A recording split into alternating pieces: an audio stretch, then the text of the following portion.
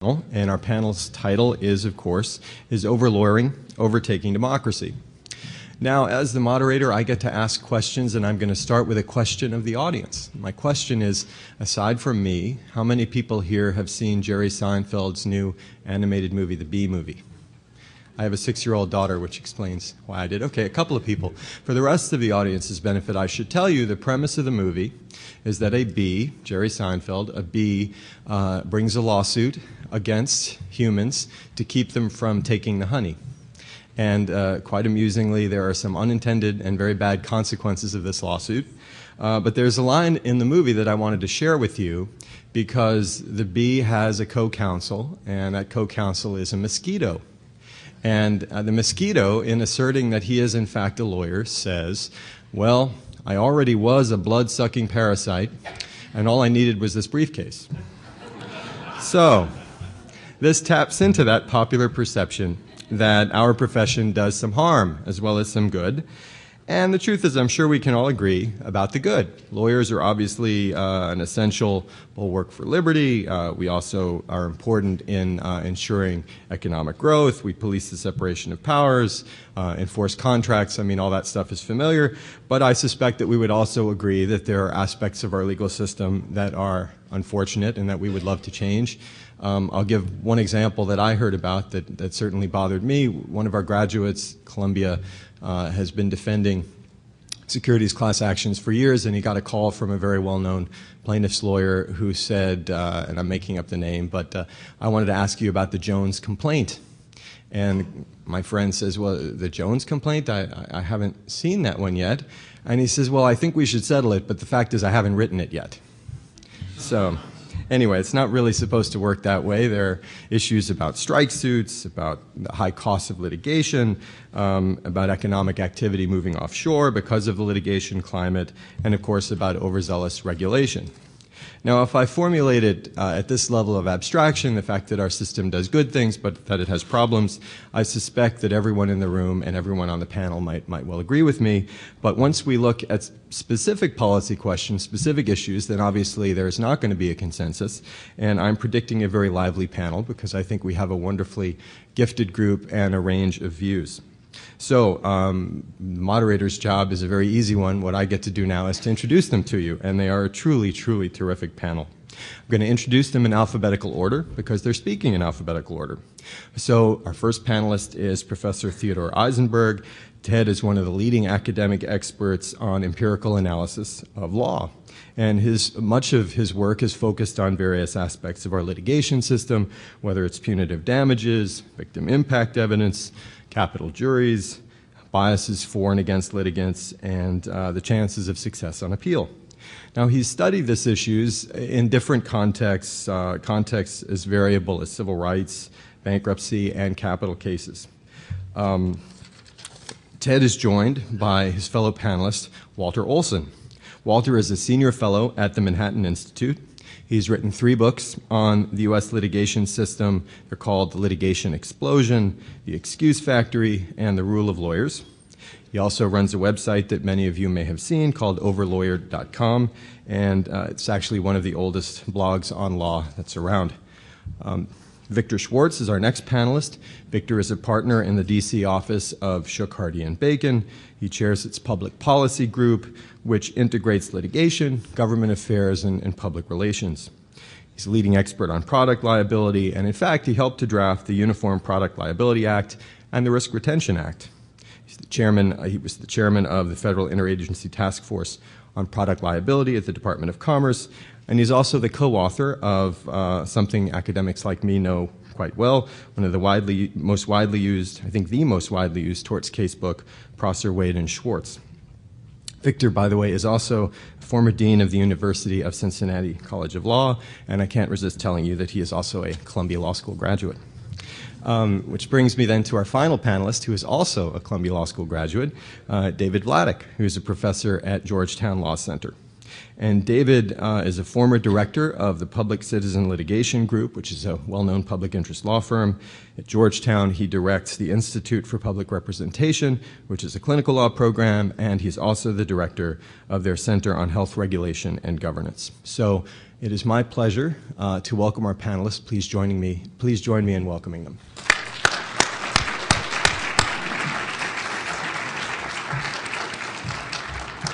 And Ted, let's start with you.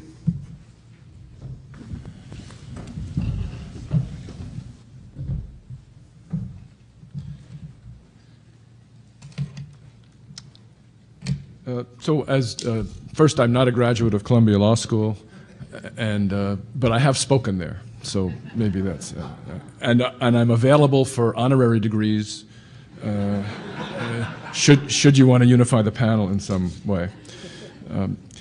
My talk is really about data, sort of what I've come to see about the tort system generally and the perceptions of overlawyering and what the data seem to show about it. Not in any particular case, but in the aggregate, sort of at the level of whether we need national or even very dramatic state reform. I want to mention three results having nothing to do with me necessarily, but they come from three pretty respectable and diverse sources. One is the Rand Institute for Civil Justice. They published an article in 2004 in a journal I edit, the Journal of Empirical Legal Studies. They looked at 40-year time series of data, which was probably the longest time series of tort data we have in the United States, limited geographically. But what they found was no real increase in awards over 40 years. We put that next to the Bureau of Justice Statistics data for 45 of America's largest counties. They've been studying since 1992 trials, jury trials in particular, and have found really no increase in the rate at which, in the amount of awards since 1992, with follow-up in 96 and 2001, and they're continuing to work on it in 2007. I'm sorry, for 2005. Those data should be available in 2008. Again, the median award in a tort case is about $30,000, and that hasn't changed much over time. We follow that up with the National Center for State Courts, which is the leading clearinghouse of information about state courts. And what they've done, which is very difficult, is to try and get some uniformity in the way in which states report cases. Just simple case counting, even like the number of tort cases filed. And what the National Center data pretty consistently show over the last 10 or 20 years is absolutely no real increase in tort filings. So we have no increase in filings, we have no increase in awards, and yet we have, I think, consistent claims from the business community that the tort system's out of control and that juries in particular are a threat to their businesses because of the high variance in jury awards and the like. And over the years I've sort of wondered, our businesses are pretty smart. Do they really not know what's going on? It's perfectly respectable to lobby for tort reform on the grounds of it'll cost us less money, and why not? I want lower taxes too. But in general, do they really not know what's going on, or do they, just want to get some advantage like the rest of us? And so I think I've begun to get some information that might help reconcile it, and that's the burden of what I'm putting up on the screen today. And that's an article by Jeff Miller at NYU Law School and me on how businesses actually behave when they contract with each other. Right. So we looked at the Securities and Exchange Commission Edgar database, actually read the dispute resolution clauses in 2,800 contracts. And we coded, I think, two key things. One is, did they contract out of the legal system by opting for arbitration? And two is, if they didn't contract out of the legal system by opting for arbitration, did they at least mutually agree to avoid those high-risk, crazy juries? And so if a lot of the rhetoric was true, I believe one would predict that we would consistently see businesses tend to opt out of the legal system altogether because they don't really trust the judges either, or two, opt out of at least the jury trials because those are the particularly risky ones. What you see up there is simply the larger project that we're reading systematically the dispute resolution clauses. The DePaul Law Review article already published gives the results for arbitration clauses.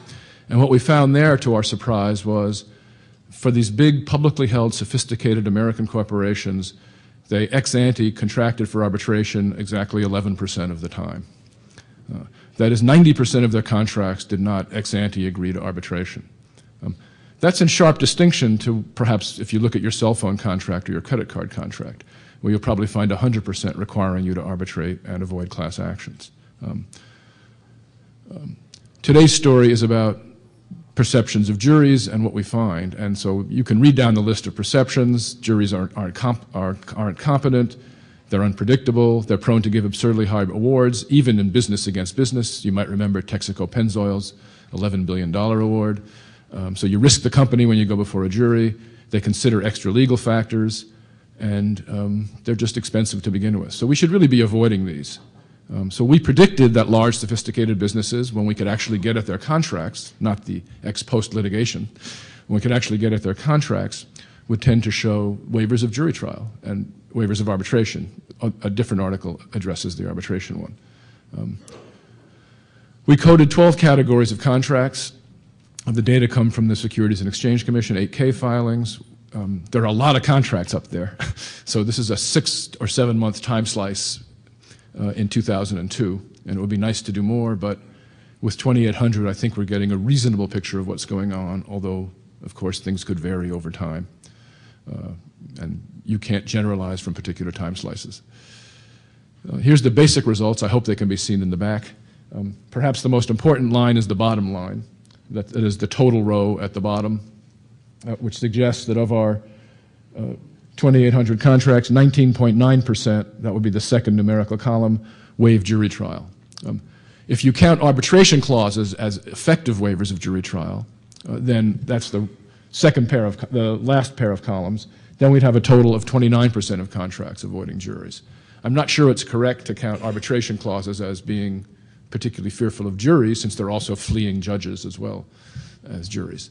But at least we have, I'd say the cleanest number is the 20%, but you can make of it what you will when we throw in the arbitration clauses. So we try to explore the waiver pattern, and I refer you to the full article in the journal to get all the details, but we try to say, well, what explains the pattern of waivers across cases, across the contracts? And I think it's important. We're studying ex ante behavior of big, sophisticated parties, not the ex post litigation behavior when disputes have gone badly. So we thought maybe contract standardization might help explain it. That is the contract just a form you mark up? You're the associate in the law firm, you're told draft the new contract. What do you ask for? Show me the last deal. I'll change the names. And by not changing more, I'll probably make a mistake, but at least I'll be doing what the last guy did. We looked at choice of forum clauses. We looked at international contract status. Was a party to the contract a non-U.S. entity?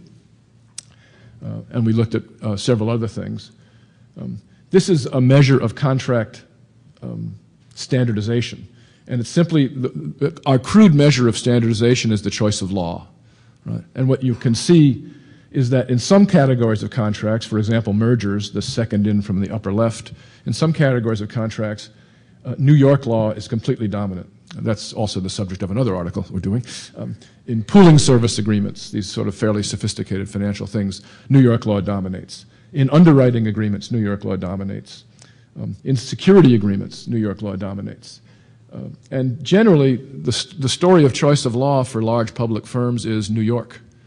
It's interesting, they tend to incorporate in Delaware, but the law they tend to choose in about 50% of the contract is New York law. And we're trying to see whether that measure of standardization actually forecast particular clauses, such as rates of arbitration, embracement, and rates of jury trial waiver. On the left side, we saw, in this graph, the left-hand side, the red bars are, standardization does help explain the pattern of arbitration clauses. That is, in low standardization contracts, you see a relatively high rate of arbitration clauses. And in high standardization contracts, you see a very low rate of arbitration clauses. Now, that might have something to do with the theory of when arbitrators are most appropriate or not, but that's sort of beyond the scope of today's talk. The pattern is less clear on the right side, which deals with jury trial waivers. That is, we don't find jury trial waivers really doing a good job of helping to explain the pattern of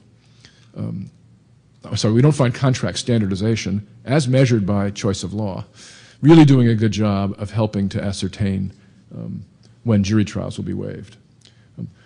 What we do find is, and there's really one line in here that's, I think, critical, although it's buried. We do find a very high correlation between whether a contract specified a forum, and you might expect that all the time, but you don't actually see it all the time in these contracts. We found a very high association between whether a contract specified a forum, choice of forum for litigation, and whether there was a jury trial waiver. And it's the fourth row up from the bottom, labeled in the left-hand column, no forum specified. That actually accounted for more than half the contracts. In 1,600 of the contracts, well, in 1,700 of the contracts, no forum was specified.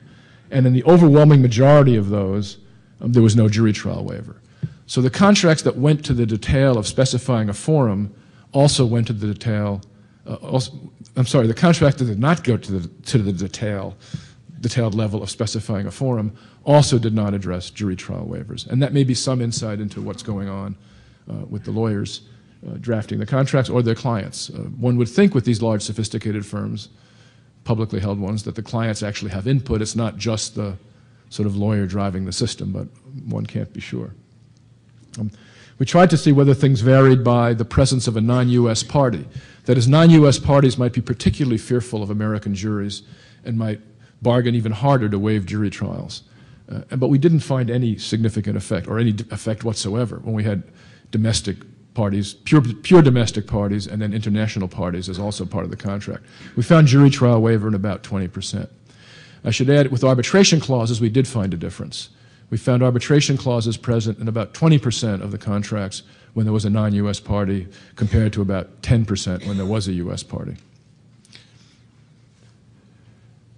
This is simply an effort, some of you may be familiar with the Chamber of Commerce annual ranking of legal systems, and we're trying to get a handle on whether that perception helped drive the rate of jury trial waivers.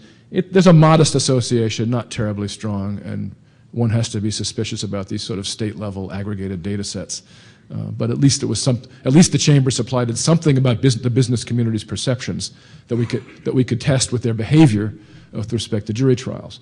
So the x-axis is the Chamber of Commerce rank of the fairness of the jury system in a state, and the y-axis is the waiver clause rate, jury trial waiver clause rate. And you see this sort of a mild slope, lower left, up, right, but it's hardly a very tight fit. Things are pretty much all over the place. Tried to look at jury trial waiver rates and the queue for trial, that is how long you have to wait for a trial within a place, and we didn't find that very helpful. This line is, if anything, the opposite, and Illinois is a big outlier here, and that's Cook County in this case. So bottom line, there's two levels of bottom line for me. One is, are corporate lawyers focusing on jury trial waivers, or are they just overlooking this seemingly key thing if avoiding juries was such an important thing, as we're often told in reform proposals?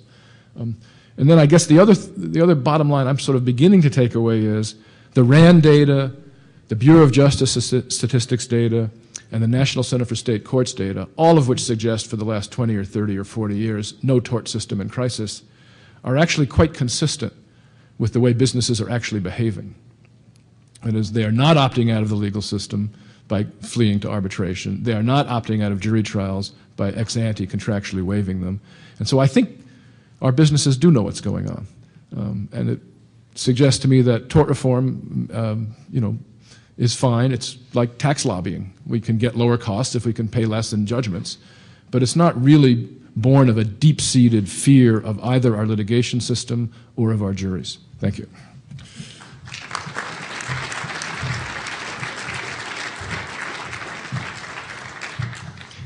Thank you, Ted. Our format is that we will ask each of our speakers to speak for about 10 minutes, and then after that, we'll open it up for questions. Our next speaker is Walter Olson. Thank you, Dean Schizer. My topic this morning is Europe Americanizing its legal system? And almost every day you see another news story suggesting that, yes, this is happening. In England, if you turn on late-night TV, you are apt to see ads with catchy jingles promoting litigation, saying, where there's a blame, there's a claim. And England and even Germany have legalized what we might call champerty, third parties advancing money to litigants to finance their lawsuits. France and indeed many countries in Europe are considering introducing class actions or have already done so. Just this April, Shell Oil announced a $400 million investor settlement, which was ballyhooed as, quote, the first pan-European settlement of a securities fraud case. It was done with European investors, but organized by an American plaintiff's lead firm. Germany may be legalizing lawyers' contingency fees. A survey by The Economist, the magazine, found that nearly half of executive and lawyer respondents thought that contingency fees were on their way in Europe, where they've mostly been illegal. In Canada, which I know is not actually part of Europe geographically, but which counts as part of Europe for most of these issues of legal classification.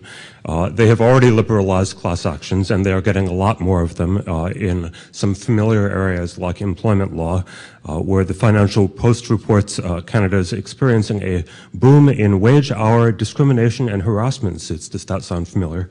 Against employers.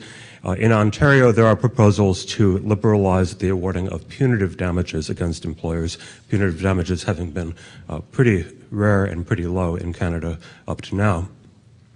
Well, so we've all seen the stories like this, and it is very easy to jump to the conclusion that we have here a big established trend which is going to go on. And it fits, in fact, the frame of mind that many of us are approaching this with. I think for many conservatives in the room here, there is probably a predisposition to believe bad news from Europe. Wouldn't you know that they would pick up on one of our bad social trends, first hip-hop and now this. How typical of modern Europeans to take one of the social advantages they did have and toss it out the window. And at the same time, those who would disagree with many of the underlying premises are also predisposed, that is, admirers of our legal system here who believe that by and large it's just a ducky. People in the leadership of the American Bar Association are also apt to treat this as an unstoppable and definite trend. If you are a leader in the ABA, for example, you have probably been totally mystified at what these strange foreign countries were doing for the last few centuries anyway in their legal systems. How are you even supposed to run a legal system without contingency fees or class actions? Why is there all this stress on making outcomes of cases uniform and predictable? What's with that? Why are damages so low in these countries, as almost everyone agrees that they are? What's with this loser pays thing? It's almost as if they don't want you to file a suit that's going to lose. Why are the judges, why is the core of judges so professionalized, so removed from politics, so removed from ideology, so timid in the way that they defer to legislatures as to what the law should be? Why are they expected to be smart but not creative in these other legal systems? And why are lawyers given so much less scope to do things like discovery? Well, as I say, in the view of many opinion leaders in the American legal system, this is a series of baffling questions to which the answer can only be that these are backward systems, historical accidents, and they've never really had a chance to think about the superiority of the American system. And once they do think about it, they will, of course, adopt our way of doing things. Well, I'm not going to deny that there is some genuine trend here, but I would like to express a bit of a contrarian view and strike three themes in particular. First, the politics of these issues are very much different abroad than they are here, and the political influence of lawyers as an organized body of self-interest is much less in these other countries.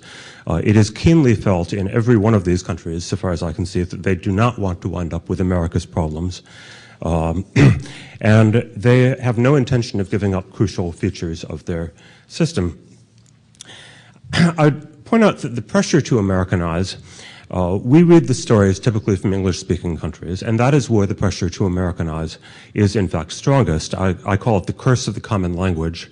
Our lawyers are flying over there in delegations, both the trial lawyers and bar associations generally, evangelizing sometimes for the American way of litigation.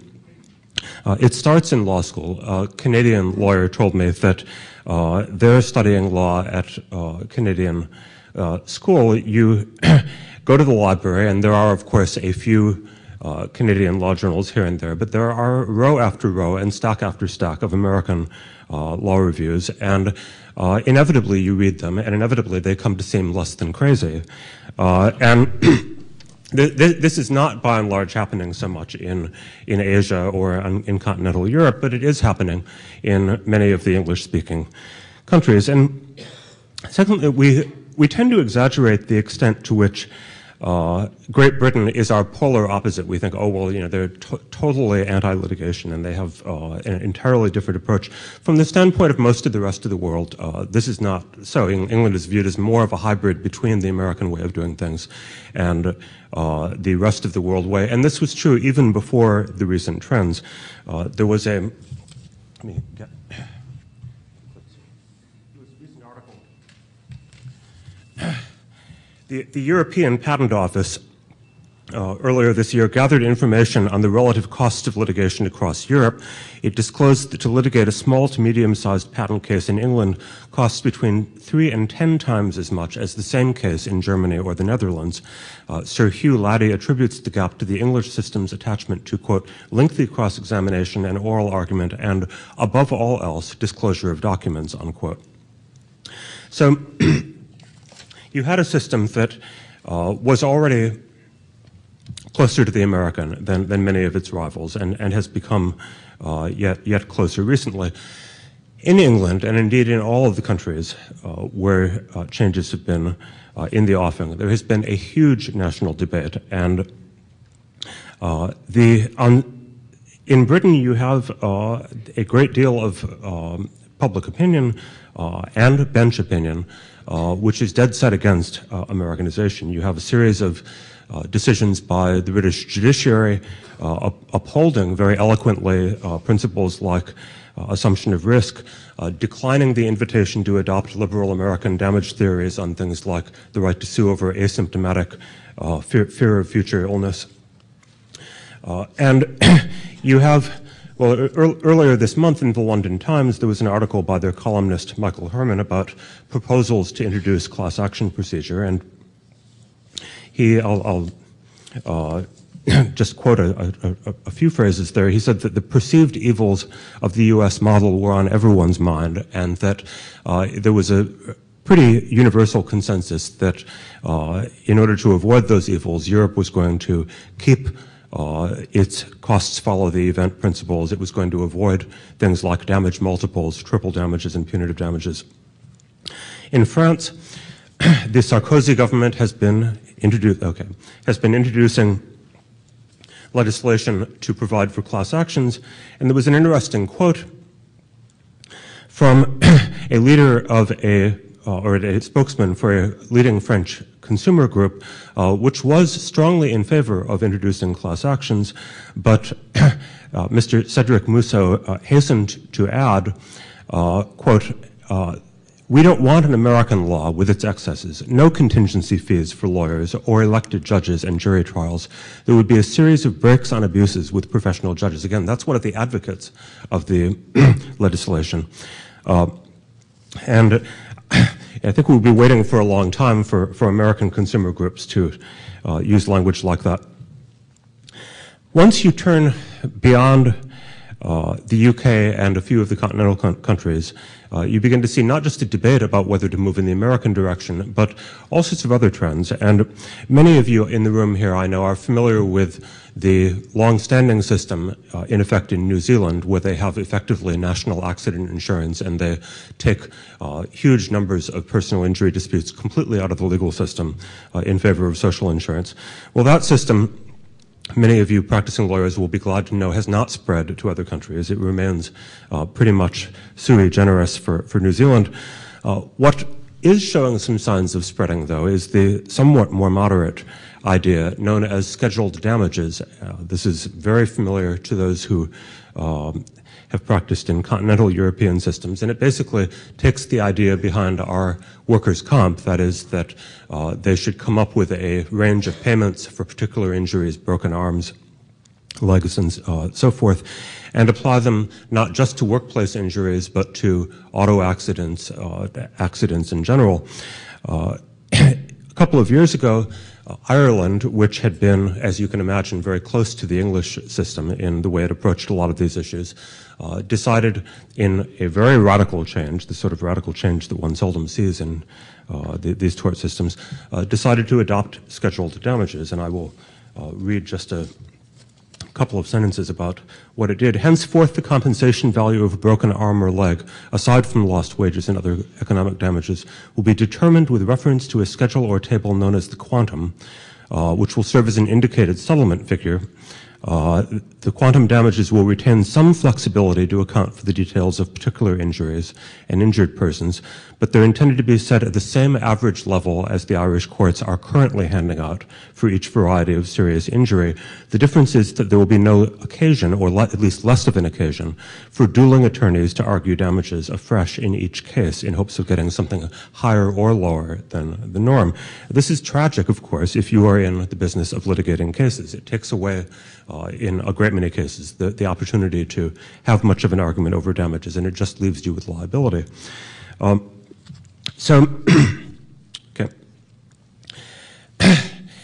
Canada is the closest system, and it has been liberalizing, yes, and yet the things that it are doing don't always make it into American papers. Relatively few Americans seem to be aware that in Canada they had their tort reform 30 years ago. I'm quoting my colleague Michael Krauss from George Mason University School of Law, who is from Quebec originally. He says, appeals courts revise damage awards from lower courts for uniformity, not the same standard that American appeals courts do. In the 1970s, Canada's Supreme Court peremptorily announced that it would no longer tolerate huge differences in non-economic damages, i.e. pain and suffering, so it was going to put a lid on them of 100,000. It's adjusted that for inflation, but it's still in effect. And finally, Australia. Australia, in many ways, was the most American-like in its litigation. It had very high rates of it. There was an enormous national debate, and I believe every state in Australia enacted very strong liability rules, so strong that there was an enormous outcry from the legal profession because lawyers were being laid off left and right. A whole floor of a Sydney office building was emptied out. You could see right through it from one window to the other because of all of the layoffs of lawyers. And New South Wales Bar Association President Ian Harrison warned that up to a third of barristers could lose their jobs. Well, what do you think the Premier of New South Wales, Bob Carr, said? He said, tough. Premier gave the lawyers short shrift, saying he'd rather see money going to workers than lying legal eagles' pockets. Quote, Australia would have been put out of work if we hadn't reformed the tort laws and reined in the culture of litigation in New South Wales, he said. I will close by noting that that popular Premier, Bob Carr, is an ornament of the Labour Party. Things are very different over there.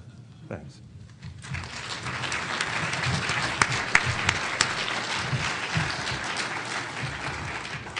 Walter, thank you. Our next speaker is Victor Schwartz.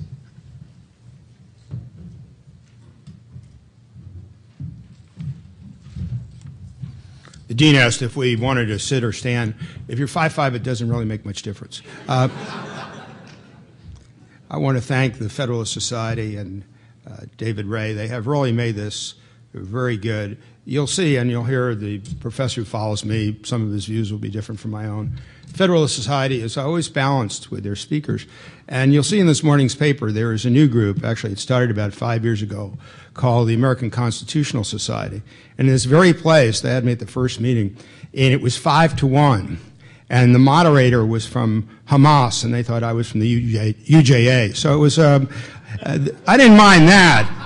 But outside they had this truck was very soft tomatoes, and a plaintiff's lawyer selling them. It said Schwartz speaks at 10. I mean, that just was a little The dean and I had something in common. We were both, he was the youngest dean, I believe, in the history of Columbia, and I was 32 when I was dean of Cincinnati, and all the faculty were older than I am.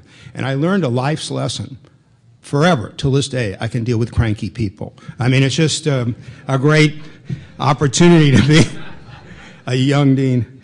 I'd just say off the top, right in the beginning, Professor Eisenberg's work are really great works. The data always tends to show that a lot of what the tort reformers say is not true. Some of us call it data rape. It's just not, but it tends to be that way. But we don't really, at the American Tort Reform Association, if you look at our website, ATRA.org or the Institute for Legal Reform, we've never at ATRA in years criticized juries. That may come as a surprise to you. Judges, yes. We do have our judicial hellholes report, the 12th, and we find the judges that really are unfair. We look at the legal system, not at the juries. I did plaintiff's work for 14 years. I like juries. I think there is a little bit of a problem when they're not given good rules or atmospheres in which to conduct objective judgments. This morning I'm just going to talk a little bit about the new personal injury lawyer paths to expand liability. And if I have an outline, if any of you are interested in any of these trends, contact me, contact ATRA, but these are the trends that at least I see. We study very much what the plaintiffs' lawyers are doing. I have great respect for them. I did it. They have a terrific leader now in John Haber. He's the best leader, I think, now they call it AAJ has ever had. One of the areas is to expand the growing link between personal injury lawyers and public officials. Sometimes state attorney generals, sometimes for persons in lower hierarchy in the states, and have contingency lawyers bring cases on behalf of the public. Some say it's a good idea, that they save money, there's a contingency fee, it doesn't come out of state coffers. Others are more concerned because some of the delegations to these personal injury lawyers are almost complete. The Rhode Island paint litigation, for example, is literally run by a plaintiff's firm.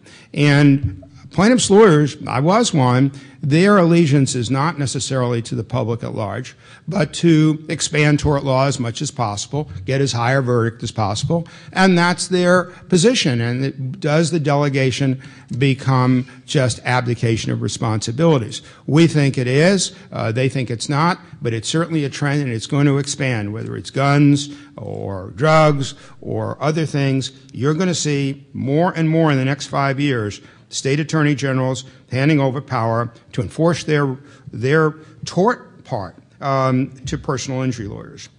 They are seeking, and it's been this way for a long time, nothing wrong with it, to expand liability in the courts by changing fundamental doctrines. How many people are lawyers here? A lot of them. Well, you know, from law school, there was something called public nuisance. Actually, it's in the back of my casebook. Most people never get to it. But it's an arcane tort, and it was used to stop activity that was harmful to the public at large. If somebody put a big log across Connecticut Avenue or they dumped junk in water, well, and it was a good tort, and it is one, to stop that and get injunctions against it. But now the fundamentals of public nuisance, at least our friends in the plaintiffs' bar, are trying to change it. So it becomes a money damage vehicle to get money, not stop activity, to expand private rights to sue, to call things nuisance that really weren't, to empower state attorney generals to bring actions to recover under Medicaid for a whole variety of things that never were before. It's a trend. It's going to expand. We've written articles about it, but it's a vehicle for change. Is it good? We'll see in our society. For over 20 years, there have been things called Consumer Protection Acts. I never really was familiar with them until about 5 years ago. I thought they were public issues, and they generally are, but now they're used as private ways to sue. And they're written so loosely that in this town, all of you know who live here, a judge was able to prolong a case for 2 years, seeking millions of dollars because he left his pants at a dry cleaner and they forgot to bring them back. That's because these laws require no reliance. These laws in many states don't require that somebody is injured. And while they say consumer, I think they are a trend that is inexcusable in its content. In the United States Congress, people representing the public plaintiffs' bar are looking for ways to expand the right to sue. Again, no problem with it, but I would alert you to it. In the CPSC, the Consumer Product Safety Act reauthorization in the Senate, read it, and you'll see in one of the pages, guess who is going to enforce the CPSC? 51 different state attorney generals with no supervision whatsoever. So if they decide something is defective, let's go do it. The CPSC can intervene, but they have a very small staff, and I don't think they can monitor 51 state attorney generals. I think it's brilliant in terms of what the plaintiffs' lawyers are doing. They also, in federal legislation, and state too, are trying to seed what are called implied causes of action. And the lawyers in this room would know what they are. It's a regulatory rule that on its face just regulates, but they formulate it in a way so a court may later say there's a new right to sue. Restaurants have to show what trans fat is. They don't. There's a penalty. But if you create a private cause of action, somebody whose triglycerides were elevated because of these trans fats could have a right to sue. I think there should be transparency. I think if some legislature is going to create a new right to sue, they should say it. But that's not really current law, and trends in that direction are rife. They are seeking also to end all preemption. That is all right, but I think when something is heavily, heavily regulated in a proper manner, bringing a tort suit contrary to that is not sound public policy. Since I started teaching torts a long time ago, and when we did our first edition of the casebook that I was on in 1976, the mantra of plaintiffs' lawyers, and I said it was true and still believe it to an extent, is that the development of law should be by judges. That's tort law. And that was always the mantra of the plaintiffs' bar. But in the past elections, a number of state legislatures has fallen under dominance of the trial lawyers, which is okay. But they are now using the legislature at the state level to expand rights to sue, to create brand new rights to sue, and because law is so arcane, these things are not always understood. Wrongful death actions, not for mothers or fathers or children, but for cousins. Expanding consumer protection acts that have requirements that say you have to rely on what you've seen. A lot of other trends. And also to undermine or change current tort reform. And a lot of tort reform does work. In Mississippi, in Texas, medical liability reform was put in place, and insurance rates have fallen a lot. Doctor and medical services are more available. I respect the work of Professor Eisenberg, but if you spoke to persons in rural Mississippi who couldn't have access to medicine because of high medical liability costs, they don't read the empirical journal. They just know that they don't have access to medicine. Tort reforms have come in. They've done some good. The efforts are now there to repeal them. I just would say in conclusion that these trends are all worth looking at. They're of a concern to me. They may be of concern to you. The plaintiffs' bar can make very sound reasons why they think they're in the interest of democracy.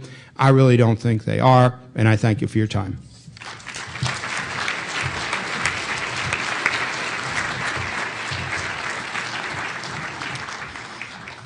Thank you, Victor. Our final speaker is Professor David Vladeck.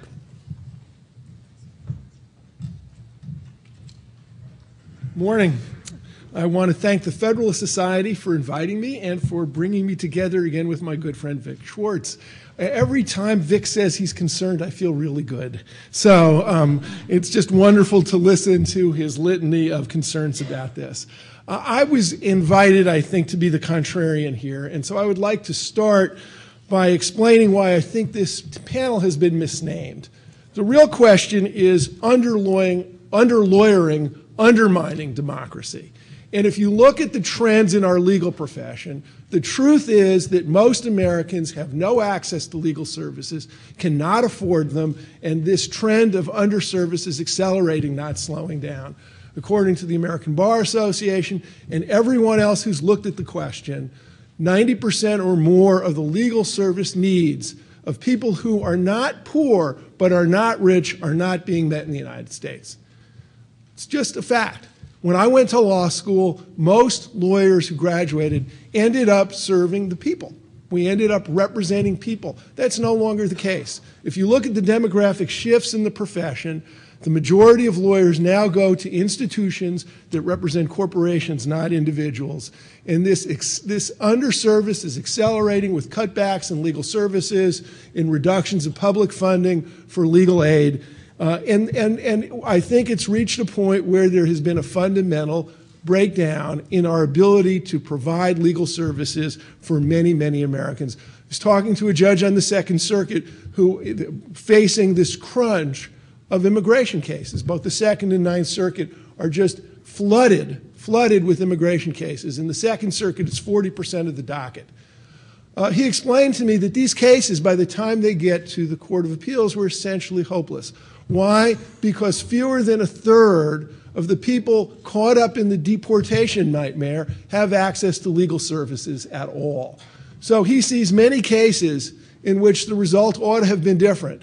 But for the want of legal services, someone is facing deportation, being taken from their family is being split apart simply because there were no lawyers on hand to help that individual. So the idea that we are suffering from over-lawyering depends on where you sit. If you sit in a corporate boardroom, no shortage of lawyers. If you sit anywhere else, unless you have a contingency fee case, you're going to have a difficult time getting a lawyer. Making this trend worse, and here Victor and I are going to cross swords a bit, is what I consider to be the acceleration of door-closing devices. Victor talked about preemption. Well, let's talk about preemption. In the last 6 years, this administration, by regulatory fiat, has announced broad preemption in virtually every consumer product that's regulated by the federal government. Not Congress. Vic wants transparency. There's none of that. These were not preemption decisions made as part of formal rulemakings. The agency simply announces in a preamble to a final rule, often having nothing to do with preemption, that going forward, for example, failure to warn claims with respect to pharmaceuticals. There is no preemption provision in the Food and Drug Act relating to pharmaceuticals. All failure to warn claims are preempted. The National Highway Traffic Safety Administration is in the midst of rulemaking on 7 different issues. Each rulemaking notice that NHTSA puts out says, going forward, our rule will preempt state tort law. This is the largest wholesale revision to consumer product tort law that I think has taken place since the development of strict liability, yet it's taking place in a non-transparent way, and if it succeeds, we'll know that down the road when the courts start to review it, you will see a wholesale revision of our tort law, not done by Congress, not done by courts, but achieved through regulatory fiat. There are other factors as well that I think are making it more difficult for ordinary Americans to get legal services.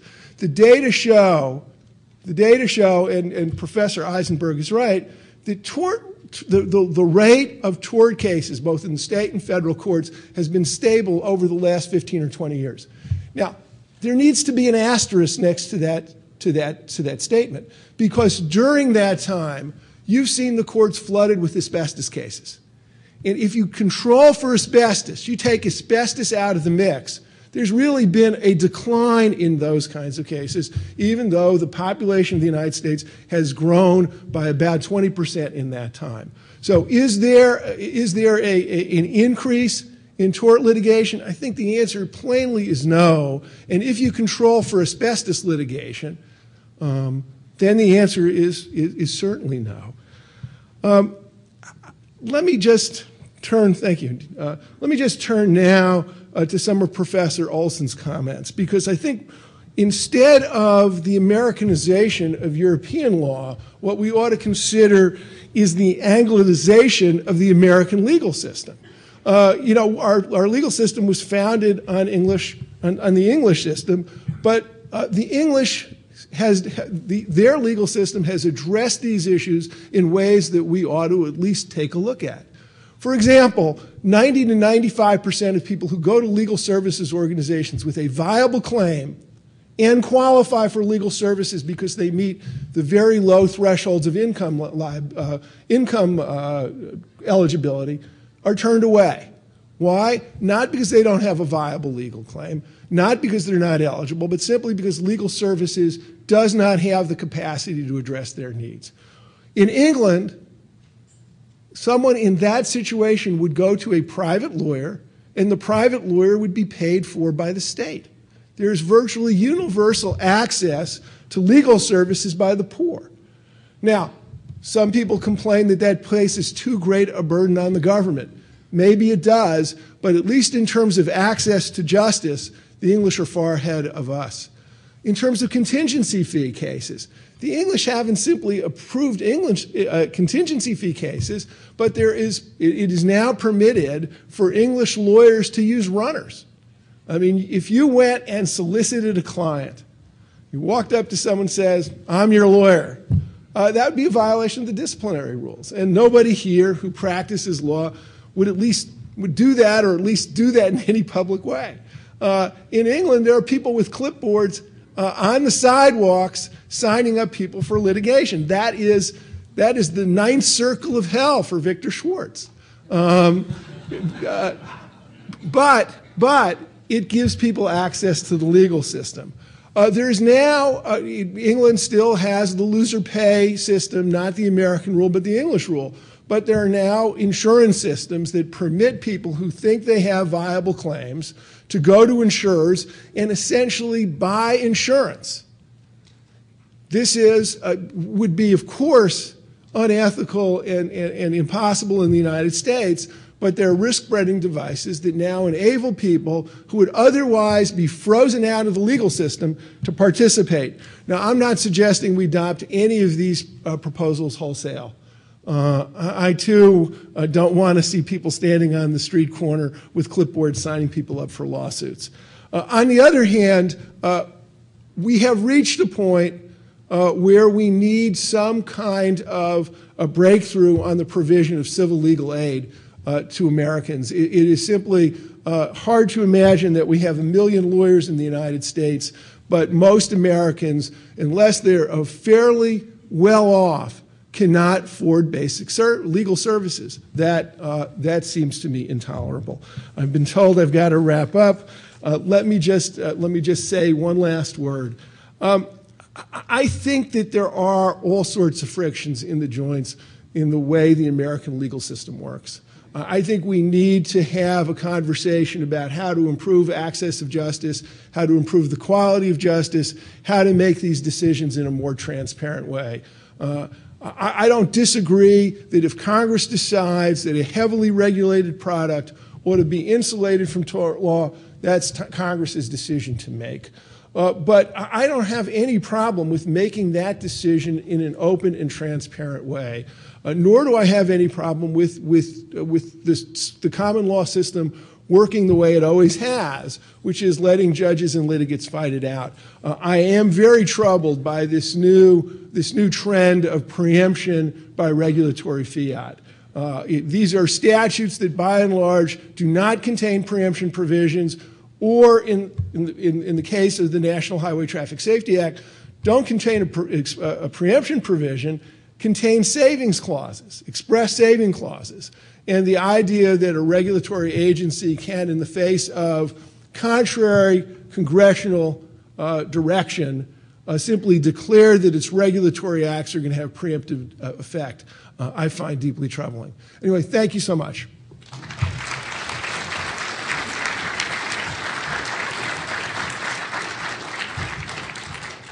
I promised you a lively panel. I think we delivered on that promise, and we would love to invite your questions. If you're near a microphone and can ask it that way, that would be even better. So, yes.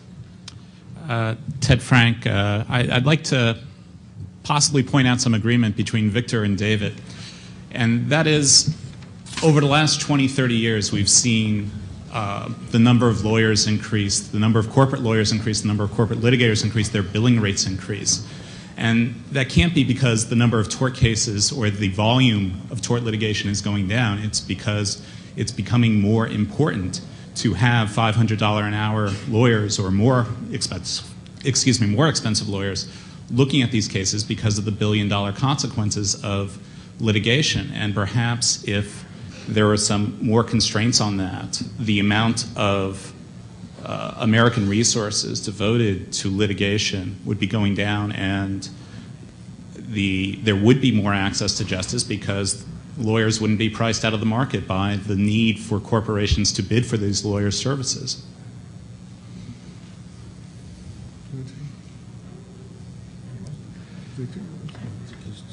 The only point I would make is, and I'd be interested in Professor Eisenberg's view, my sense is that to the extent there have been dramatic increases in litigation, it's corporate versus corporate litigation, not tort litigation. And so many of these $500 an hour lawyers are involved in very complex litigation, but pitting one big company against the other. I would say, and this is not directly to your question, Ted, but some of the speakers were saying that the number of litigation has remained the same. And in my practice, I just think that that's a figure that is not really the one to watch. In my experience in the past 20 years, the number of settlements has grown astronomically. I mean, last week there was 65,000 cases pending against Merck. Today, there may not be any because they were settled in a $4.85 billion settlement. So just to look at what actually goes to trial is not really looking at the system as I know it. The numbers are there in litigation, but in settlements, you can't find those numbers. And more I see defendants are more interested in settling because of the cost of litigation and risks of exposure. That just doesn't wash. The number of tort filings is down. Trials are way down. But the number of tort filings is down, and it's very dangerous, Victor, to generalize from your personal experience. Well, I've never found it dangerous. Let me say one word about class actions. Victor was very unhappy with class actions, but the only pharmaceutical cases that are class actions are pharmaceutical cases that settle. And let's not forget that it's often the defendant who wants a class action case because what they want to do, there's nothing wrong with this, but they want to buy res judicata as broadly as they can, as inexpensively as they can. And Merck, obviously, they're very well represented, very able lawyers. They obviously made a judgment, an economic judgment, that it was going to cost them less over time than to settle, I forget how many cases it was, but were wrapped into this class action rather than go in the other direction. But notice that Pfizer, that's facing the same kind of litigation with its COX-2 inhibitors, is taking a very different approach. Just for I want to hear the questions, but the Merck settlement was not a class action settlement. Just so everybody here knows, it's a settlement of individual cases one by one, just so no one is confused about but there was the Viax class action that included thousands of claims, which was settled along with everything else. There's no class action settlements. I have a question for Theodore Eisenberg. Yeah. There we go. I have a question for Theodore Eisenberg. As I understand it, you studied bilateral contracts by large sophisticated commercial entities and determined that only a low percentage of those included either jury waiver clauses or arbitration clauses. You concluded, therefore, that the legal system can't be too dysfunctional, at least not with respect to this kind of claim. I'm wondering, though, since you mentioned that arbitration clauses are almost ubiquitous in various types of consumer contracts, like, for instance, cell phone contracts, whether that very high instance of arbitration clauses in those kinds of contracts suggests that, in fact, the legal system is in crisis with respect to consumer contracts. It's hard to generalize from what we did to the consumer contracts because we didn't study them. I'm actually doing a study now. I think you could interpret it as crisis in terms of millions and millions of consumers suing their phone companies for the $1 overbilling they get each month. But I think what's pretty clear going on with the arbitration clauses in consumer contracts is it's simply an anti-class action device, or more generally an anti-aggregate litigation device, because no one's going to actually sue their phone company over the little rip-off they get each month if the phone company miscalculates the bill or systematically cheats everyone a little bit. So what the phone companies fear and the credit card companies fear are aggregate litigation, and the way to avoid that is through arbitration clauses that ban class action activity. So I don't think there was a whole swarm of suits against phone companies, by individuals. It's only class actions that they're fearful of, and that's why they put it in. I think Merck is a really good illustration of, I think, the big question that should trouble whether you're conservative or liberal or whatever. If the bottom line is plaintiffs' attorneys are doing too much and we should leave this to the government, you really have to ask, where's the government with respect to Merck and Vioxx, right? This is a company that published articles in the New England Journal of Medicine that left out 3 heart attacks. So they could say that there was no statistically significant increased risk of heart attack on Vioxx. Well, the science has subsequently proved that completely wrong. Someone lied, cheated, or stole their way into misrepresenting that data. The New England Journal of Medicine published, in the polite phrasing of science, an expression of concern about the omitted heart attacks. And where's the government? I mean, it's true, it's not so great that the plaintiff's lawyers may be the ones doing this, but where are the Merck executives in jail? Where are the indictments for the people murdered? These drugs were known killers and they were put on the market. Hey, Ted, you like the jury system. 12 juries who heard all that stuff in full context found to Merck, and I don't want to debate the Merck cases, but I think it is, to this audience, I wouldn't look at it that way when 12 jurors who heard all the evidence found for Merck. And I think getting into a one-sided defamation of a company in this audience is just not a good idea. Let me throw in, tying in with one of Professor Vladeck's themes, that the British legal aid system examined Vioxx claims and decided that they were not viable and it would not go forward on behalf of British patients. And it turned out to be a very accurate assessment of the weakness of the litigation, as we now know, seeing that Merck is buying its way out so cheaply from the cases. I'd like to throw in a remark or two also about commercial litigation, because I detect maybe it's not a tension between Professor Vladeck's comments about how the real litigation is business versus business, and Professor Eisenberg's findings that business isn't all that worried these days about business versus business litigation. One way to square the circle might be that the most intense and expensive areas of business-to-business litigation may be the non-contractual cases. It might be the intellectual property. It might be certain antitrust or unfair competition claims. So maybe that's why commercial litigation is perceived as intense and yet cannot be contracted out from. But I would say, just from having watched things since at least as far back as the Texaco Pennzoil case, that for quite a while people were worried. You had all of these Texas plaintiffs' lawyers running around saying Texaco Pennzoil and the 3 or 4 similar things that John O'Quinn did in Texas are just the start, and before long we're going to do to commercial litigation exactly what we've done to product liability.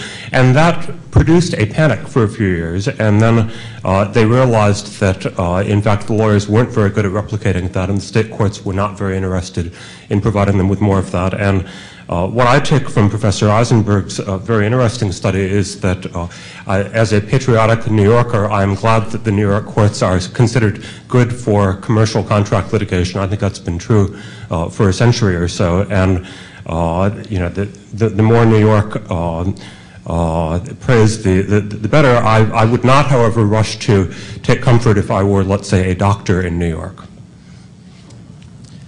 This is a question for Professor Eisenberg. I wonder if he could comment on what may be a trend, and depending on how the U.S. Supreme Court rules in the Hall Street case that was argued a few weeks ago about the provisions for enhanced judicial review that have been occurring in arbitration contracts that provide for arbitration but then allow for judicial review for legal error, and whether that was studied in your study, and what effect that might have if the Supreme Court says that that's okay under the Federal Arbitration Act? I'm not as familiar with the details of the arbitration issue in the case. I'd say this: I think arbitration gets, too much credit and too much blame for a lot. Arbitration, at least in the employment context, if you accept what Mr. Vladeck said, that the average person can't get a lawyer for an average claim, it may be that arbitration is a way in which you can get it at reasonable expense, and it may actually have a role to play. I wouldn't studies I've done suggest that plaintiffs don't always lose in arbitration, that there are some fair arbitrators out there, and that plaintiffs can win in arbitration perhaps as much as litigation. The problem is cost, and I'm not sure the word is in yet on whether arbitration is actually less expensive or more expensive. I think arbitration at its best is very good, but at its worst, is just a way of cutting off access to court because people know you'll never arbitrate. So. Professor Vladeck, I had a proposal. I was kind of interested about what you think about this. So this would be a return to the free market where if we rewind 100 years where we didn't have virtually every state requiring a 3-year law degree for entry to the bar, we had more the model of the patent bar where you could take this exacting exam, and then you've also got the option, if you'd like higher rates, of going and pursuing legal education, and you could do a 1, 2, or 3-year degree. As someone who just spent $100,000 and 3 years of time I could have been working on a law degree, the idea that I can't even afford to give someone a rate that would be considered accessible, and at the same time, the idea that if I go do some pro bono work in criminal defense for a week, a year, that's going to be doing any kind of service to the public versus what they could get if they could hire someone who only had to spend 1 year in law school. That's a better arrangement. Seems kind of ludicrous, and I'm curious as to how you would respond to that type of a system. I have to be very careful. My dean is sitting just down the. I can't come out against formal legal education. When I went to law school, which is back at the end of the Pleistocene era, there were many states in which you could read for the bar and take the bar, and I know lawyers who are practicing in Washington D.C. today who did that, who are quite able lawyers. So I don't. The law school as a barrier to entry is not necessarily something that I think is necessarily a good idea. So it's fine with me as long as you can pass the bar exam. I'm not sure it would be fine with the dean here. I enjoyed the discussion of the relative merits of the American and the European legal systems. One subject that none of you touched on, which I, in over 30 years of practicing law, and having had the opportunity to take some wonderful trips to other countries, observed that we are the only country in the Western industrial world that does not require mandatory apprenticeships as a condition of practicing law. Now, we have, law school is a wonderful thing, but I can tell you that most of the bad lawyering and the frivolous lawsuits and the problems that create the public perception of problems with our profession come from young lawyers who are heavy with student loans. They hang out a shingle, they advertise, they don't know the first thing about how to evaluate a case. And I'd like your comments on this because in California we're trying to start a movement to emulate the British Inns of Court and to bring about a mandatory requirement that to emulate the medical profession, to require that more than just graduating from law school should be a prerequisite to represent clients in litigation. The Carnegie Commission has just issued a report that I think is sending shockwaves through law schools, which takes pretty much the same view that you do, that when students graduate from law schools, they're not at all trained to actually be lawyers. And so one of the proposals that the Carnegie Commission has made is that law schools try to reorient their curriculum to make sure that students before they leave have something akin to what you're describing. Some kind of structured, supervised opportunity to actually engage in the practice of law. I think our school is taking a very hard look at trying to provide students with those opportunities, not just clinical opportunities, but externships and other forms of formal skills training. And so I think your views are very much in sync with those who have taken a look at legal education. I'd be very curious as to the dean's views on this. I think that legal education, at its best, is supposed to prepare people for the practice of law. Wow, a shocking assertion. And yet there is a growing divide between legal academy and the practice, and it's something that we really all ought to care about, and I think it's something that we ought to address at the nation's law schools. My own thought is that clinics are an important part of it, experiential learning is an important part of it, but it also gets to the way we teach people. Slight digression, but this panel is about litigation. I'm more of a transactional lawyer myself. I remember my first experience as a practicing lawyer at a law firm. I was asked to mark up a stock purchase agreement, and I said to the associate who'd asked me to do it, I'd be happy to do it, but I have two questions. What's a stock purchase agreement? And when you say mark it up, what do you mean? Right. Aside from that, I was flawlessly prepared. And one of my own personal missions as a member of our faculty at Columbia and as dean is to try to broaden the way we educate lawyers. I teach a class on deals where we actually do Socratic conversations about stock purchase agreements. I think the students really like it, and I learn a lot from them.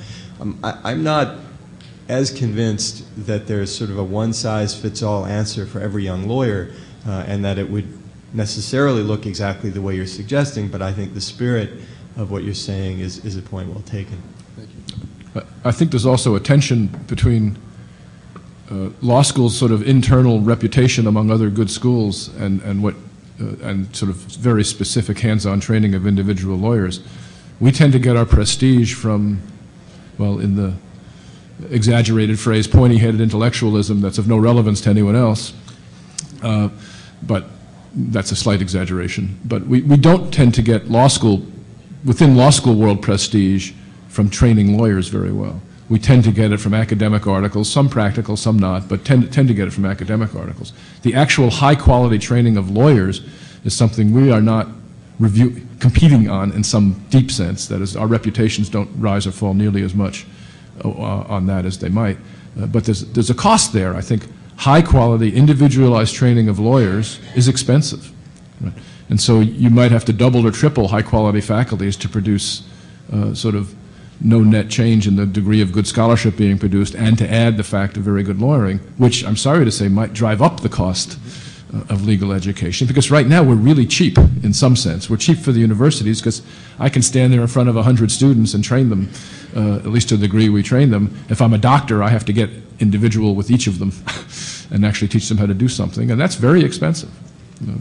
And I think this issue ties in with the greater inclination of other countries' legal systems to try to create peer pressure among lawyers, as well as from the bench, where lawyers feel that they're more under scrutiny by their peers. A residency system or apprenticeship or Inns of Court, or call it what you will probably increase the degree to which lawyers feel under scrutiny by their peers, as well as, one good way to become an ethical lawyer is just to practice under an ethical lawyer and see how the decisions are resolved. One time when I was teaching at a law school, I was teaching kids how to settle cases. It was a small section, and another faculty, this is true, went to the dean and told on me that I was hurting the reputation of the law school. So when the dean spoke to me, I said, he should think more broadly. I was hurting the reputation of the law school because I was there, not just...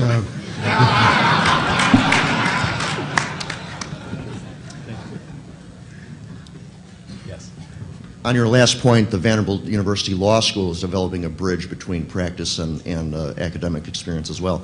Short comment and a question. Professor Vladeck, if you believe that there is not a de facto solicitation practice in the plaintiff's personal injury bar in the United States, you just don't understand that industry. But my question, after 30 years in litigation and following these subjects, I would conclude that the broad-based tort reform initiative in this country has largely been a failure. George Bush made that a plank in his campaign platform in 2000. We've seen no major legislation of tort reform. However, over the last quarter century, I think you've seen some rather significant incremental reforms in litigation that mirror some of the planks of the tort reform movement. One is the increase in the move towards mediation and arbitration, and in many jurisdictions it becomes mandatory, such as my own in Illinois. Another is developments reflected in the Daubert decision, in which there's a real concern about junk science, which was in proliferation probably a quarter century ago, but now the federal courts provide a process for limiting what expert opinion comes in. And a third is in looking at the length of litigation. The Eastern District of Virginia here, just across the river, has what's called the Rocket Docket. I think I'm going to be a victim of that this year. Cases go to trial within 9 months after filing. So would you share the opinion that there have been many significant incremental changes in the litigation system in this country that has had an impact on this litigation explosion? Thank you. Well, I comment, I agree with that some of those changes are important, but I don't think that tort reform has failed. This Congress, the Congress of the United States passed the General Aviation Recovery Act when the private industry of planes was in the tank. Cessna had closed its doors, Piper closed its doors. It's 10 years later. There were 23,000 new jobs. It was a statute of repose of 18 years. These are high-paying jobs. The planes are safer than ever. In the past 4 years, the Congress passed the Class Action Fairness Act. Now, federal courts have interstate cases, state courts have state cases, and it's worked. So that's just two instances. I don't want to monopolize time where civil justice reform worked. I think I agree that I'm not sure the legislative program has been quite as successful as tort reform would hope, but I think overwhelmingly, it's hard to measure, but I think tort reform has been a huge success for the defense over the last 20 or 25 years, not so much because of individual reforms, but because of sort of the, depending on your point of view, education or brainwashing of America. That is, we have been told over and over again, why is this panel called overlawyering in the face of a decline in lawsuits?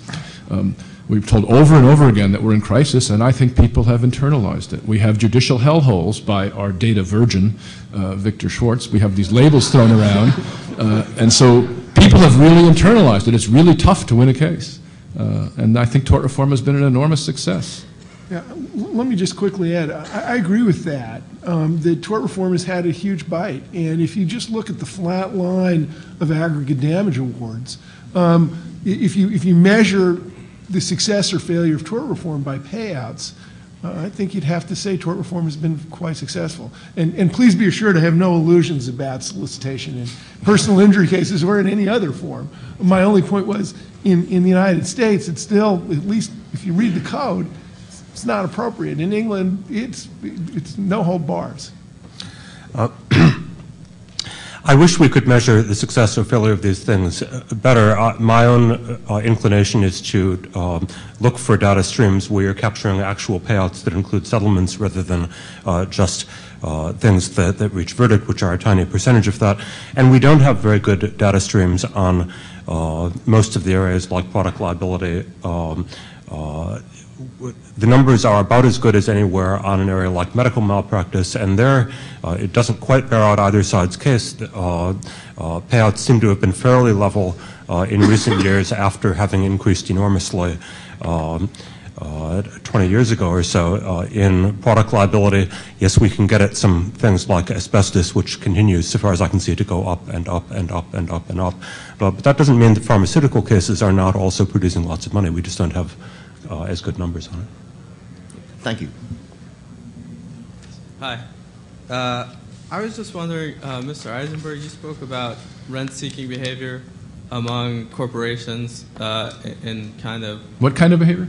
Rent-seeking, trying to reduce their costs. Yes, okay. By pushing tort reform. And Mr. Schwartz, you spoke about the plaintiffs' bar and opposing this in seeking to increase their revenue. But what about the defense bar? It seems like they're some of the most powerful organizations in the legal community, and it seems like their incentives match up largely with the plaintiff's bar in terms of the more work that exists, the more work they do as well. What's their role been, and what should their role be in this debate? Well, first, I think you're right, and I'll use the currency of anecdote. One of my plaintiff lawyer acquaintances was given some trouble in a southern state by some defense lawyers. They were hassling him, and the way they punished that defense lawyer was to drop their client from the lawsuit. And that type of troublesome litigation behavior ceased in the next case. But I think the defense side, if you're told, by the rules of the game, vigorously defend your clients, and in some cases they use no holds barred litigation, I think, yes, their interests join the plaintiffs in the sense of they get paid more in litigation, but I think some of the excess costs of litigation are in fact because of agency problems with defense firms. There are lots of agency problems addressed on the plaintiff side, but they're huge on the defense side when you bill by the hour and you're not overseeing closely, and their insurance companies paying the cost rather than the client itself. There are huge overcosts, I think, overruns in what defense firms pay, although it's very hard to get inside that data. You've touched on one of my pet topics. I have a discussion in my last book, The Rule of Lawyers, of the Defense Research Institute, which quietly but regularly sends witnesses to testify against measures that would scale back the liability of their own clients on the defense side. And some very fun memos came to light during a couple of California initiative campaigns. California, as you know, has had several rounds of things trying to limit auto crash cases and others, and the Association of Southern California Defense Counsel sent out an urgent emergency memo saying we have to stop this. There's not going to be any auto defense business for us if this sort of thing passes. Please join with our plaintiffs' brethren to make sure this fails. And it was all pretty shameless. After the memos appeared in the newspaper, no one apologized, no one changed what they were doing. One summer at Kansas City, our firm, Chicardi & Bacon, headquarters is there, and the firm is litigators. We have this little public policy group that deals with tort reform, but we're 5 lawyers in a 600-person firm. And the summer associate said, Victor, isn't what you do putting the rest of the firm out of business? And I thought that was a good little question, where the chairman of the firm was there. But to some extent, the answer is it does reduce the cost of litigation. It does mean fewer billable hours. And I agree with Walter. In general, the defense bar per se has not been active in civil justice reform. The spearhead has been more the companies themselves and organizations that support and work with those companies. There have been exceptions, and there are defense lawyers that have worked very hard for civil justice reform, regardless of whatever individual consequence there might be on their rates. Attorney General Thornburg would be an example of that. Thank you. I had a question for Professor Eisenberg. Before I asked it, I noticed that you said median awards were flat, and you also said that tort reform had been massively successful. So I take it that you believe that justice requires that median awards be spiraling upwards. Spiraling seems like a loaded term to me. Well, no, it was. My question is, the median award can hide a lot. As a former plaintiff's lawyer, I was very surprised by what you said. I was wondering whether you accounted for differences in practices like med-mal or particularly obstetrics and gynecology, employment discrimination. I was wondering whether you accounted for differences in regions. I'd always heard it was good to practice in the Bronx, in North Carolina, in certain parts of the South. I was wondering whether you had any information about, let's say, the top 5% of awards, whether that has increased over time. The last I looked, I'm trying to remember, these data, there was no increase, I believe, in the mean or median punitive damages award from the Bureau of Justice data on 45 large counties from 92 to 96 or from 96 to 2001. There was just no increase. Now, I think you're completely correct to try. County, pardon? in a particular location there, I wonder if some places are better places. The data, because there are so few trials and punitive awards are so rare, the data gets so thin that you really have trouble making any sort of reasonable statistical statements. But I think you're right. I mean, this, if you look at it at the individual sort of case category level, such as med-mal, and then even within med-mal, the story can be quite different. I think med-mal has increased relative to inflation over time, but medical costs have increased relative to inflation over time, and so it's, you'd want an inflation index for each little industry as well as society as a whole. So, and med-mal is a complicated thing. It's, we know that most people who suffer negligent harm by physicians never bring a claim. Right? We know that most claims that are brought that are meritless, in fact, do not prevail, not just most, the overwhelming majority. And we know that the size of awards correlates with the size of the harm. So we have, the medical mal is in some ways the most studied system because Unlike products liability, you can get an ex post assessment of the quality of care from the records in the case. And so there are several medical studies where you actually look at it. It turns out most of those studies show the system works reasonably well. You can't stop people from filing lawsuits, and some of them will be weak. But as the cases progress, the overwhelming evidence is the system sort of works. The weak cases get filtered out, the strong cases get paid off. Often not a trial, and you have to look at the settlements. Let me take issue with that. We don't want to get sidetracked into it, but still the best known of the medical malpractice empirical studies, the Harvard one found that a significant number of the cases considered meritless were in fact getting payments to conclude that there was a poor association between the merits of the case and the likelihood that it would result in litigation. And that's incorrect.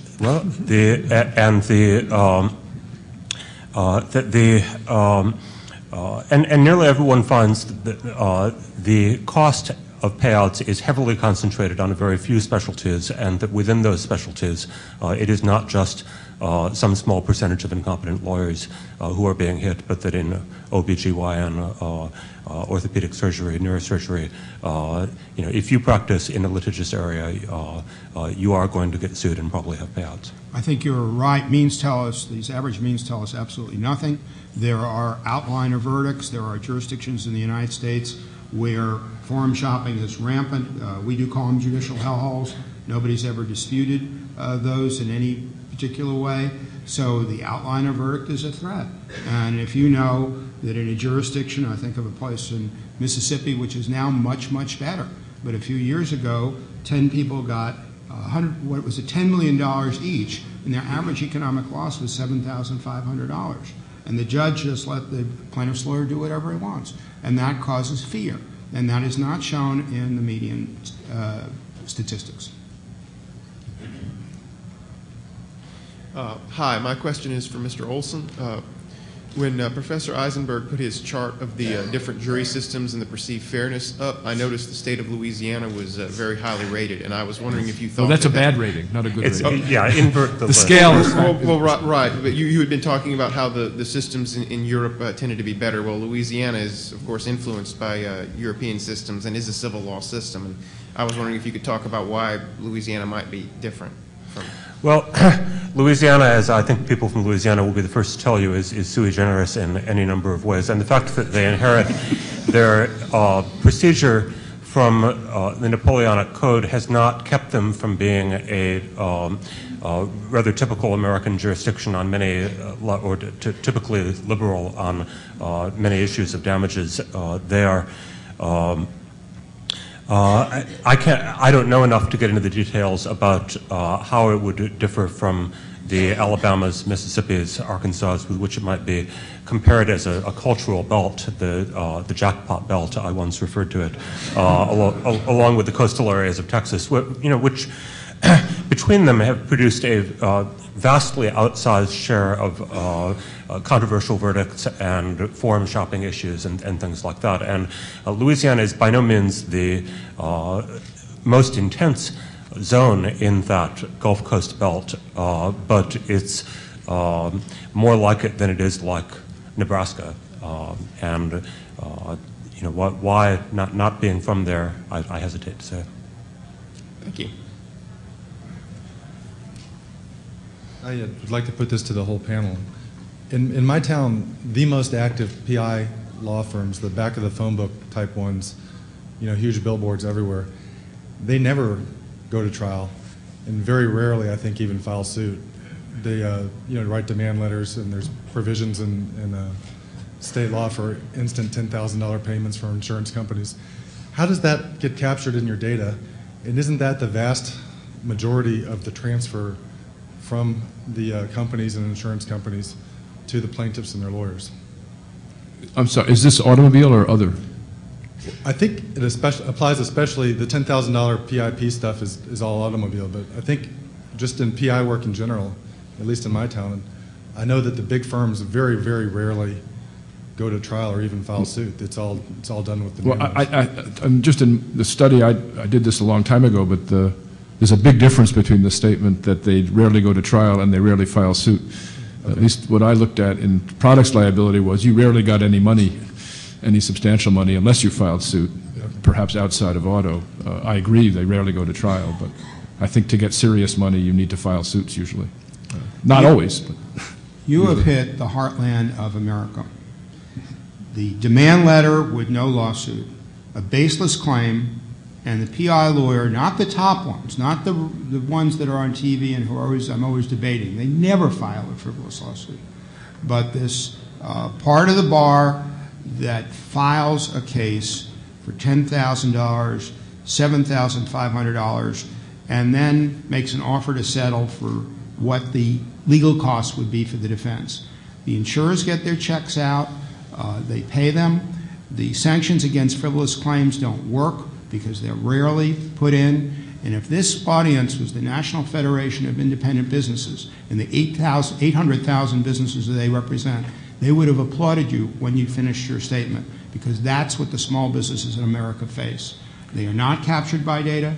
They are small claims. They're settled for just a little under the defense costs, and then their insurance goes up. That's a home run, what you talked about. That's real America. And let me. Employment is another area where it's very hard to look at filings and be confident that you're capturing most of the settlements, because in the employment area, typical of a number of other ones, the plaintiffs don't want that to be on the record or to go through the trouble. They want the settlement. Both sides have an interest in keeping the filing from taking place, which does not mean there's not going to be a settlement. Well, with employment law, you have the other problem of arbitration. I mean, if you just sort of looked at the tableau of employment cases, you know, a huge percentage of them never go to court because there's an arbitration agreement that would be enforced. And so, are you thinking of securities, or where is there arbitration of employment discrimination claims? Many employers and large employers now require employees to sign arbitration agreements. The Supreme Court, in a case just a few years ago involving, and I forget what it was, Walmart or one of the big companies, upheld the use of arbitration employment agreements. And so you have very big companies requiring arbitration agreements. That's confirmed. I mean, the study I put up was about waiver of jury trials, but the requirement of mandatory arbitration is much more common in the employment contracts in the SEC database than in any other contract. But those are not representative. Those are, to be in the database, you have to be a material contract in an accounting sense. So the contracts you're seeing in the Edgar database are, the CEOs or people whose contracts are in some sense material to the company. But those far more than the other classes of contracts had arbitration requirements. And I think that's, many employees see that, and employment really is different in terms of underlying perhaps wrongful activity and number of lawsuits. Well, it was Circuit City versus Adams is the case. So with apologies to the rest of you, we have time for only one more question and a very quick answer. This question is directed mainly to Professor Vladeck. We talk about the erosion of legal services in areas outside the corporate world. One of the potential problems that I perceive is the possible threat of non-lawyers offering legal services in a number of very low areas. One example might be estate planners, the other might be accountants. Some of this encroachment is casual, some of it is actually very proactive, encouraged by anti-lawyer activists. Do you see this as a credible threat to the legal profession in the long haul? And if it is, what would be some of the solutions? Well, I always have had concerns about a profession that aggressively engages its own self-regulation. And you'll see UPL charges filed against people who are charlatans, who are masquerading as lawyers. Those people are criminals and they ought to go to jail. But there are people who provide legal services in areas in which lawyers will just not offer services. And I'm all in favor of finding some way to certify those people to provide very limited, very targeted legal services to those who would otherwise not get it, but subject to some regulatory overlay. I do think that the boundaries of what constitutes the practice of law need to be rethought. In Arizona, there was a famous dispute between the title search people in the bar that went back and forth between the state Supreme Court and the state legislature over the ultimate question of whether the legislature or the Supreme Court, state Supreme Court, could set that boundary. And so, you know, there are restrictions on non-lawyers engaging in activity that one could call legal services that I think we as a society need to grapple with, and state legislatures need to get involved.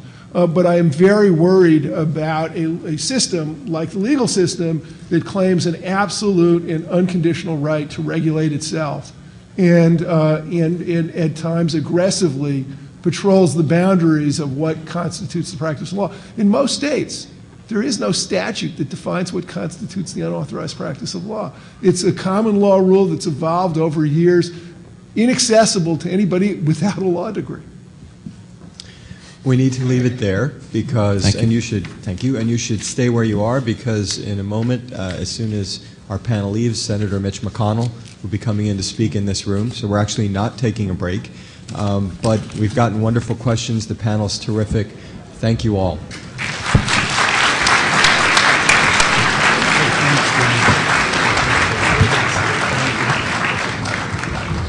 Victor, it's always a pleasure.